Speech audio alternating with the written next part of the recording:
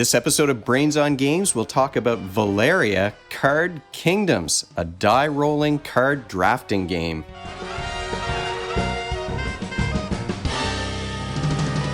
Welcome to Brains on Games. I'm Dr. Brian McDonald, and this episode we're going to talk about Valeria Card Kingdoms from Daily Magic Games. Now, this was a game that was sent to me a little while back from the folks at Daily Magic, and I have to say, since I played Thrones of Valeria, which was the first Valeria game that I ever played, I mean, that's my favorite trick-taking game of all time. So I was very excited to get into Card Kingdoms. They also sent me Dice Kingdoms, which is a roll and write game that kind of fits in with the theme of Card Kingdoms. But like I said, Card Kingdoms is about die rolling and card drafting. Let me show you the box. Here we go. And it's got, of course, that I do like the art style of the characters and the cards in the Valeria game. So this is a game, like I said, from Daily Magic that plays with 1 to 5 players. There are solo rules. Kids age 13 and up can play this one, but I think much younger kids can play it as well. The difficulty level is adjustable, and games play in half an hour to 45 minutes. Let's take a deeper look at Valeria Card Kingdoms. Card Kingdoms is a light drafting game, like I said, where you're going to start the game with this marketplace of monsters that you can battle against and citizens that you can recruit. And down at the bottom, there are domains that you can build up your kingdom with. Each player is going to start with a duke that you deal out 2 dukes to each player and they choose the one that they want to keep. And this is like a secret mission, a secret way of earning victory points at the end of the game. And that's what you're trying to do in Card Kingdoms, is build up an engine that's going to earn you the most victory points at the end. You earn victory points by defeating monsters, recruiting citizens, collecting resources, and building up domains in your kingdom. The first thing that you're going to do on your turn is roll these giant chunky dice. Look at the size of these things. So you're going to roll these in the harvest phase, and then you're going to activate the citizens that are in your engine. So you can see that all the citizens here in the marketplace have a number on them, and those numbers correspond to the numbers on the dice. So you roll these things, and then you're going to activate the citizen for each number and then the total. So if you rolled a 5 and a 6, you're going to activate the peasant, you'll activate the knight, and then you'll activate the miner if you have those in your domain. If you haven't purchased these cards from the marketplace, you're not going to get to activate them. But if you don't have cards that you can activate, then you'll be able to gain a resource. The peasant always allows you to gain a resource if nothing else is able to be activated from the die roll. So one of the things that's kind of neat about this game is that the active player rolls the dice, but everyone activates their citizens.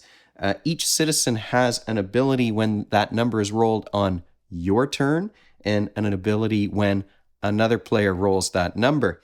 And so it's a game where everyone is involved at the beginning of each player's turn. You're going to be earning some resources. So it's sort of like Space Base or Machikoro, where you've got things in your engine that are going to activate based on other players' die rolls. Then the active player gets to take 2 actions. What they're going to be doing on their turn is spending resources that are tracked using this player board. So you've got gold, you've got might, you've got magic, and magic often is kind of a wild card resource that can be used in place of might or gold, although there are some monsters that require both magic and might to defeat them. So your action might be, I want to spend 2 gold to recruit this citizen. You have to spend might to defeat these monsters, and the monsters are in stacks that become more powerful, but they earn you more victory points as you play. The monsters are going to give you victory points at the end of the game, but they also give you some instant bonus. Maybe you're going to get some extra gold, or you might get some magic from defeating one of those monsters. So you spend might to fight monsters, you spend gold to recruit citizens, and you spend gold to build domains into your engine. Sometimes those domains give you an instant bonus. Sometimes there's something that happens in a particular phase of each turn. Once the player has taken those 2 actions, then the next player becomes the active one. You start again by rolling those dice, and the game continues until you run out of a certain number of stacks of these cards. It's an interesting game because as you build up these citizens, you can have multiple copies of the same citizen. So for example, if you've got a few of these blacksmiths, that's going to multiply whenever somebody rolls a 2. So you're going to get that bonus each time a number 2 is rolled. But depending on how many copies of that citizen you already have in your engine, he's going to be more expensive. That's what the little plus sign means beside the 3. So this fellow costs 3 gold plus however many copies of that card you already have in your engine. Now, this is an older game, and so just in the core box that I was sent, there are multiple copies of monsters, so you don't use all of the same monsters in each game. There are multiple copies of most of the citizens that you're going to put into your engine, and there are tons of domains where you're not going to be playing with the same one each time. So there is some replayability and some different combinations that you'll find activating as you play through the game. Some of the citizens will allow you, and some of the domains as well, allow you to steal things from other players. So you might be taking some magic or gold or stealing a monster. That was one of the things that we found in the game that we played. We got to steal one of the monsters, so we were stealing some victory points from the other players too. So there's lots of different combinations of cards, and that's going to add to, I think, the replayability of the game. So here is a game where you've got a secret way of earning victory points with those hidden Duke cards. You've got resources that you're budgeting, gold and might and magic, multiple different kinds of resources, and you're trying to figure out a way to build up an engine that's going to earn you the most victory points. And when you're planning and budgeting, of course, we're talking, just like all of these strategy games, we are talking about executive functioning skills, that ability to work towards a goal. And your goal is likely to be finding a way to maximize the number of victory points that Duke is going to give you at the end of the game. There's some math, of course, too, because you're multiplying out those bonuses and you're thinking about the probability on the dice. An interesting thing about the game is that because you are activating citizens based on each individual die plus the total, you're going to be thinking about the probabilities. Typically in a die rolling game, when you're rolling 2 6-sided dice, you're going to want the number 7. 7s come up most often. But in this game, it's really 1 to 6 that you're going to see the most often because you get the individual die rolls plus the total. So you're also thinking about probability and trying to build up an engine that's going to activate each time. Final thoughts about Valeria Card Kingdoms. Well, this is a drafting game where it's super customizable. Like I said, there's multiple copies of cards with different numbers. There's multiple citizens. You're not going to see the same ones in every game.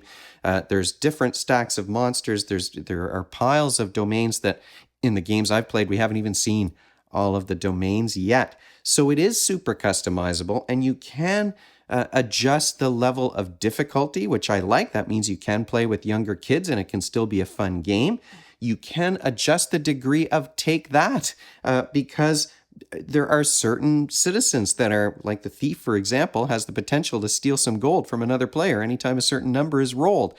Maybe you want more of that player interaction. I like having a little bit of that in my game, but maybe you'd prefer everybody's kind of building their own engine and you're just activating based on die rolls and you're not affecting what anyone else is doing. So the level of take that is customizable. The level of difficulty you can customize to some extent. And it's kind of just a simple, fun, easy, quick game that's similar to games like Space Base or Machikoro. I think maybe a bit more complex than Machikoro with a theme that I prefer. In Machikoro, you're building a little village, and here you're building your kingdom, but you're fighting monsters, and it's got that fantasy theme. So I do like that quite a bit. And like I said, the customizable gameplay is something that's important to me and adds value and replayability. Like I said, I love the artwork on all of the Valeria games. I think that's great. The player board with the chunky wooden pieces, I think is nice as well, along with these big dice. They could have just put a regular pair of dice into this box, but we've got these giant custom dice with great big numbers on them.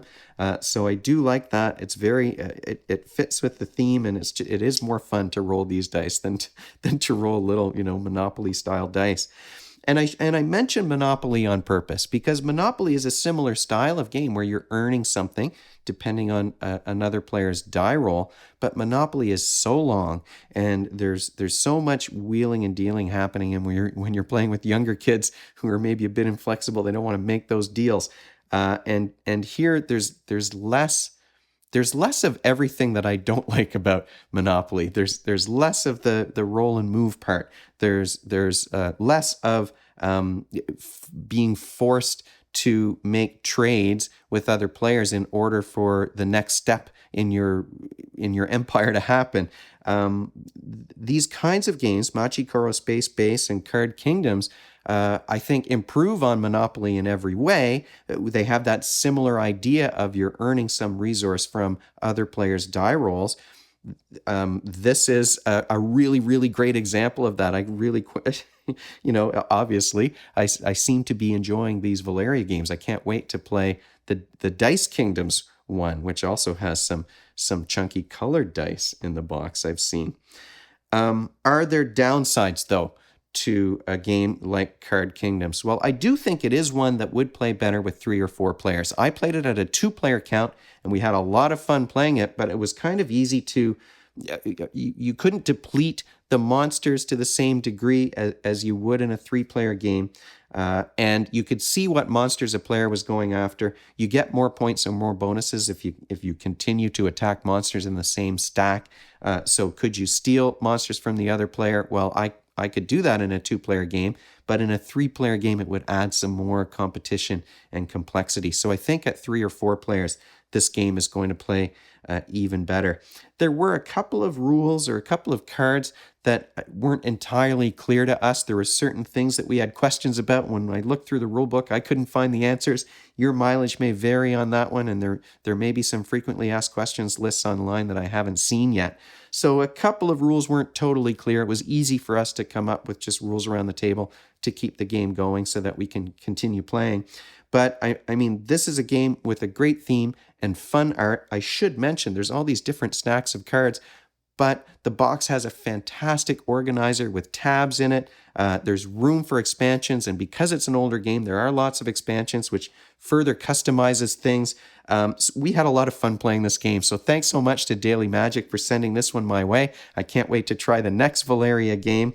And if you have any comments or questions about Card Kingdoms or anything else about Brains on Games, you can leave those comments in the comment section below the video, or you can email me at brian@brainsongames.ca. Brainsongames.ca is the website. That's where future episodes will go. The previous ones are up there already. Brains on Games is the Twitter handle and the Facebook page and the Instagram feed, so we're all over the place. And if you enjoyed this video and you want to be notified of future ones, you can head on over to YouTube and click that subscribe button. Thanks for joining me, and hopefully I'll see you next time.